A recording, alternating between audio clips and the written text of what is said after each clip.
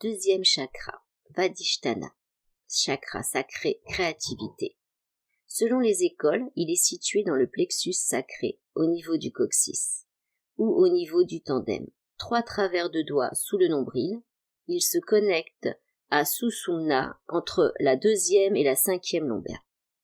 Ce chakra est le 2e des 7, mais le 1er des chakras horizontaux.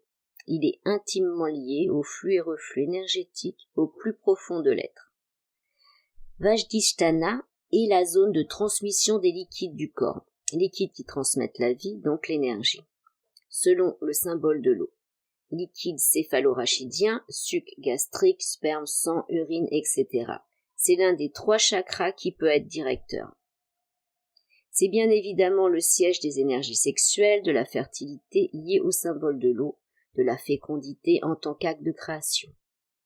Il influe sur tous les organes sexuels, la virilité, la vessie, les ovaires, les menstruations, les reins. Il a la potentialité de mettre en harmonie les organes génitaux et tout ce qui a rapport au désir et au plaisir. C'est en lui que s'épanouit l'énergie féminine et tout ce qui est intuitif. Chez la femme, dans ce chakra, se trouvent tous les éléments par lesquels elle reçoit des impulsions pouvant créer une nouvelle vie. C'est ici que l'être naissant est protégé, nourri et pourvu de tout ce dont il a besoin pour croître et s'épanouir. Nos rapports avec autrui sont profondément marqués par ce 2e chakra.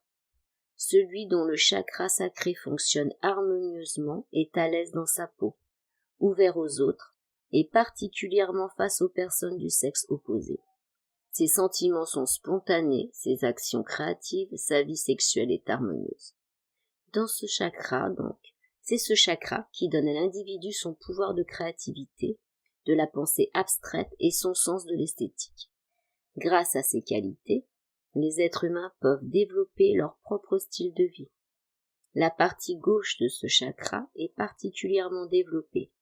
Elle est responsable de la connaissance pure, c'est-à-dire la connaissance du soi. La principale fonction de ce centre est de métaboliser les particules graisseuses de l'abdomen pour procurer de l'énergie aux neurones du cerveau qui se fatiguent lors des excès de planification. Trop de planification, trop de pensée, utilisation d'alcool, drogue, domination, une vie orientée vers l'ego épuise le Svadhisthana chakra qui se trouve où se trouve le foie qui est le siège de notre attention. Avec l'éveil de la Kundalini qui ouvre ce centre, on devient réellement créatif, dynamique et spontané. Alors quand ce chakra est trop actif, alors c'est souvent provoqué au moment de la puberté, dû à l'éveil des forces sexuelles qui déstabilisent. Si l'enfant a manqué de tendresse et de contact corporel, il peut en résulter une imagination sexuelle débridée, avec un aspect refoulé, et une autre phase de la personnalité orientée vers la boulimie sexuelle, nymphomanie, la recherche de l'acte sexuel sans communion, et des pratiques excessives, exagération des fantasmes inassouvis, frustration. Alors quand le Svadhisthana est bloqué, donc fermé, donc ce chakra bloqué provoquera chez la personne un manque de sensibilité, de la mélancolie, un sentiment désabusé, et tendra à provoquer une impression de manque. Encore une fois, on trouvera son origine dans l'enfance et dans les familles trop rigides. Alors au cours de la puberté, toujours, l'individu a complètement bloqué ses énergies sexuelles naissantes, ce qui provoque un manque de reconnaissance de sa propre valeur, une somnolence des émotions et une grande froideur sexuelle.